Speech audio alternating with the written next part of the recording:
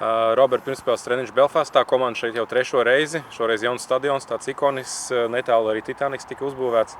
Bet rīt svarīgi, protams, nenoslīgt. Eirokausos tikai viena dzīvība, sākot ar konferences līgu. Kādi vispār apstākļi varbūt par stadionu un sajūtām šeit atgriezties? Apstākļi, es domāju, pietiekami laukums arī galīgi ok. Stadions interesants, jā, mums tādu Latvijā nav. Pats interesantākais tas, ka nebija domājis, ka Ziemeļīrijā būs labāks laiks kā Latvijā vasarā.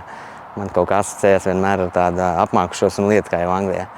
Bet jā, apstākļi viss kārtībā, forši atlidojām, forši patrenējāmies un esam gatavi rītdienai. Ko treneri labi pastāstīja par pretiniekiem? No tā, ko var atklāt, varbūt salīdzinot ar iepriekšējiem pretiniekiem no Ziemeļīrijas, ar kuriem ir spēlēts?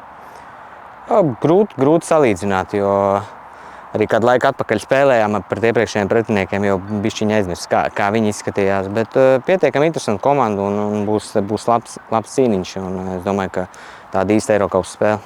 Vai tas ir pluss, ka viņiem šobrīd starpsezona, mums ir sezona? Es domāju, ka tas noteikti vienmēr ir kaut kāds pluss, bet arī varbūt no otras puses viņi būs ļoti sailgušies pēc futbola un gribēs parādīt sev no labākās puses, tāpēc jābūt gataviem. Kādu vispār futbolu rīt sagaidi, ņemot vērā tagad arī laukumu, uz kuru patrenēties stundu? Vai tas ir tāds ātrs laukums, vai viņš lēnāks? Dotajā brīdī viņš nebija baigi ātrs, jo viņš nebija palaistīts ar ūdeni. Ja viņi palaisīs ar ūdeni, es domāju, viņš būs diezgan ātrs tas laukums. Tas atkarīgs, ko viņi darīs rītdien, laistīts vai nelaistīts. Bet es domāju, ka vienalga pietiekami labu futbolu šeit var spēlēt, laukums labas kvalitātes, tā kā viss kārtībā.